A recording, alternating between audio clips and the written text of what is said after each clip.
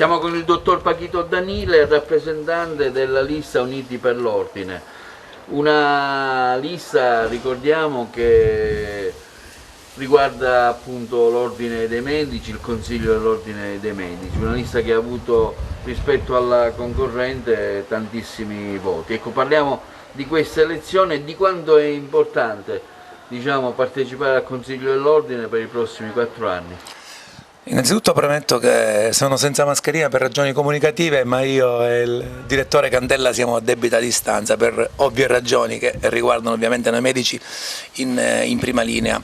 Beh, è stato davvero un gran successo della lista di cui mi pregio di appartenere, che è la lista Uniti per l'Ordine, per il quadriennio del 2020-2024.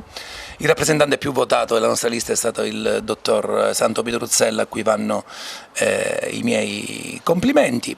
Viene, diciamo, in un momento molto importante per la nostra categoria, la categoria dei medici, che è una categoria, insomma, che capite bene come si trovi in questo momento veramente in ballo con l'emergenza della pandemia del Covid-19. Sicuramente abbiamo fatto cerchio, siamo stati compatti, perché sappiamo benissimo che affronteremo in questi mesi successivi un'emergenza tremenda come quella della pandemia da Covid-19.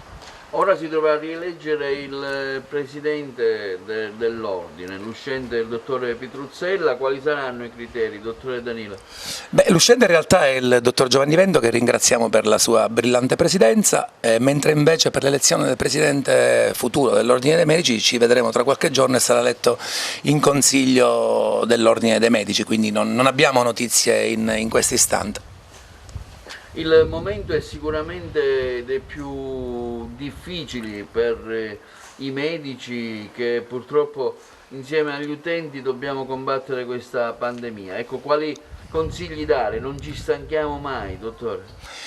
Ci sono delle misure che sembrano, cari concittadini, altamente impopolari, però sono delle misure restrittive che comprendo che da una parte generano un disagio economico non indifferente.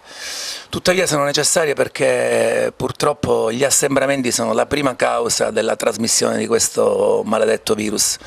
Dobbiamo stare attenti anche perché il miglior modo per curarci è proprio non prenderlo, capite bene, tra virgolette, quello che voglio dire. Quindi apriamo gli occhi, manteniamo le distanze, utilizziamo la mascherina, anche se io in questo momento per ragioni comunicative non l'ho messa, e mettiamo in atto tutte quelle misure che servono praticamente a tutelarci, perché vedete il problema non è tanto il prenderlo ai giovani o ai bambini, è il fatto che questi giovani e bambini a casa poi hanno genitori, hanno nonni, hanno zii, e sappiamo bene che questo è un virus che si abbatte sulla popolazione cosiddetta fragile, quindi occhio se teniamo alla salute dei nostri genitori e delle nostre zie e dei nostri nonni.